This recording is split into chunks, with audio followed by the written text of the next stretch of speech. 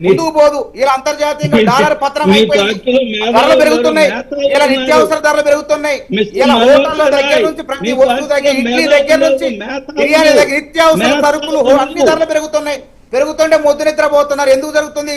ఆలోచన చేశారా మీరు? ఇలా ఆలోచన చేయకుండా అధికారంలో లేని కాంగ్రెస్ మీద కోతల కాంగ్రెస్ అని ఇష్టం వచ్చినట్టు నిట్టూర్పులు నిందలేయడం ఎంతవరకు సబబు? మీరు చేసేది ఏందో తెలుసుకోండి ఫస్ట్. మీ వ్యవహారం ఎందుకు ఇవాళ పెట్రోల్ బంకులో గంటల తరబడి ఇవాళ పెట్రోల్ వినియోగదారులు, డీజిల్ వినియోగదారులు క్యూలో ఉండాల్సి వస్తుంది.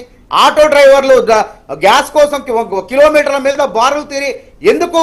మరి నష్టం లేకపోతే 20,000 కిలోలీటర్ల ఆయిల్ ఉందని చెప్తున్నారు, అందుబాటులో ఉందని చెప్తున్నారు. మరి అదేవిధంగా ఆంధ్రాలో దాదాపు అక్కడ కూడా 10,000 కిలోలీటర్ల పైన అధికంగా ఉందని చెప్తున్నారు.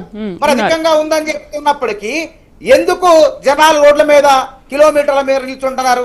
పెట్రోల్ డీజిల్ ఇక్కడే కాదు, ప్రతి మండల కేంద్రంలో ఉంది పరిస్థితి. కాబట్టి ఎందుకు దాస్తారు మీరు? మీ తప్పుల్ని, మీ వైఫల్యాన్ని అమెరికాకు తాకట పెట్టినట్టు ఇక్కడ దాస్తే ప్రజలు ఊరుకోరు. ఇవాళ అమెరికాకు ఎందుకు తాకట పెడుతున్నారు మీరు? ప్రధాని దేశ పౌరుని ప్రతిష్టను పెడుతున్నారు. ఇవాళ 80% కనుక వాస్తవంగా 80% ఈ యొక్క ముడి చమురులు ఎక్కడి నుంచి వస్తాయండి? హార్మోజ్ జలసంధి నుంచి నౌకల రూపంలో భారతదేశానికి వస్తాయి. అక్కడ యుద్ధ వాతావరణం ఉంది.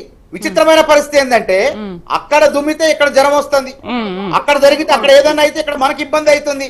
కాబట్టి అక్కడ యుద్ధం చల్లారలేదు, తద్వారా నౌకలు రావడంలో ఆలస్యం అవుతుంది. తద్వారా ఉన్న స్టాకుని ప్రభుత్వాలు రేట్లు పెంచే అవకాశం ఉంది. కాబట్టి వీళ్ళు దాచిపెట్టుకొని రేట్లు పెంచిన తర్వాత అధిక ధరలకు అమ్ముకుందామనే ఆలోచన ఉంది. కానీ వాళ్ళు ఎట్లా నిలవరించాలా? వినియోగదారులకు, పెట్రోల్ డీజిల్ గ్యాస్ వినియోగదారులకు సమస్యను ఎట్లా తీర్చాలని లేదు. ఎప్పటికీ కాంగ్రెస్ మీద పడి ఏడవటం, అధికారం లేని కాంగ్రెస్ మీద పడి ఏడవటం.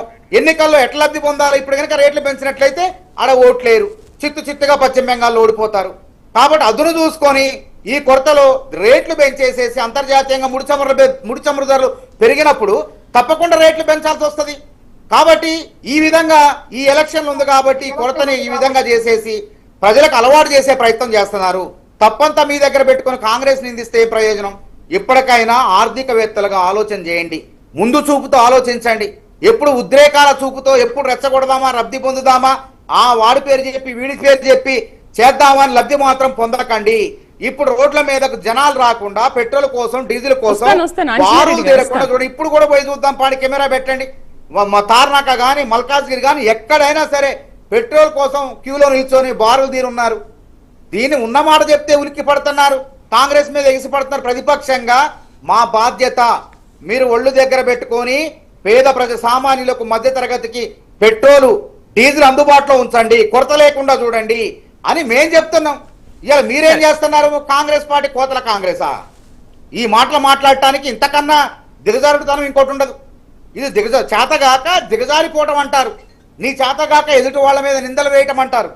కాబట్టి ఇప్పటికే సమయం మించిపోలేదు. తెలంగాణ, ఆంధ్రాలో దేశవ్యాప్తంగా పెట్రోల్, డీజిల్ కొరత లేకుండా సరఫరా చేయాల్సిన బాధ్యత మీ పైన ఉన్నది. రైట్. నమస్తే కృష్ణాంజనేయులు గారు. శ్రీదేవి గారు నమస్తే.